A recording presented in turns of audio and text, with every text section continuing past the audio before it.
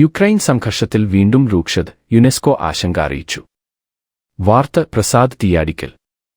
റഷ്യ-യുക്രൈൻ യുദ്ധത്തിൽ വീണ്ടും ശക്തമായ മിസൈൽ ഡ്രോൺ ആക്രമണങ്ങൾ നടന്നതിനെ തുടർന്ന് യുക്രൈനിലെ സാംസ്കാരിക പൈതൃക കേന്ദ്രങ്ങൾക്കും വിദ്യാഭ്യാസ സ്ഥാപനങ്ങൾക്കും നേരെയുണ്ടാകുന്ന ഭീഷണിയെക്കുറിച്ച് യുനെസ്കോ ഗുരുതര ആശങ്ക പ്രകടിപ്പിച്ചു.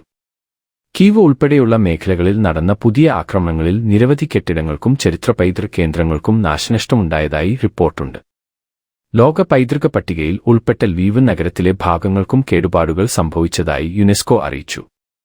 യുദ്ധകാലത്ത് സാംസ്കാരിക പൈതൃകങ്ങൾ, മാധ്യമപ്രവർത്തകർ, വിദ്യാഭ്യാസ സ്ഥാപനങ്ങൾ എന്നിവ സംരക്ഷിക്കണമെന്ന് അന്താരാഷ്ട്ര നിയമങ്ങൾ നിർദ്ദേശിക്കുന്നുവെന്നും എല്ലാ പക്ഷങ്ങളും അത് പാലിക്കണമെന്നും യുനെസ്കോ ആവശ്യപ്പെട്ടു.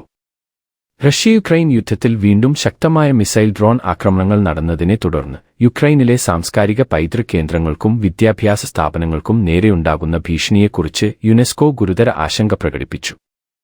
കീവ് ഉൾപ്പെടെയുള്ള മേഖലകളിൽ നടന്ന പുതിയ ആക്രമണങ്ങളിൽ നിരവധി കെട്ടിടങ്ങൾക്കും ചരിത്ര പൈതൃക കേന്ദ്രങ്ങൾക്കും നാശനഷ്ടമുണ്ടായതായി റിപ്പോർട്ടുണ്ട്. ലോക പൈതൃക പട്ടികയിൽ ഉൾപ്പെട്ട ലീവ് നഗരത്തിലെ ഭാഗങ്ങൾക്കും കേടുപാടുകൾ സംഭവിച്ചതായി യുനെസ്കോ അറിയിച്ചു.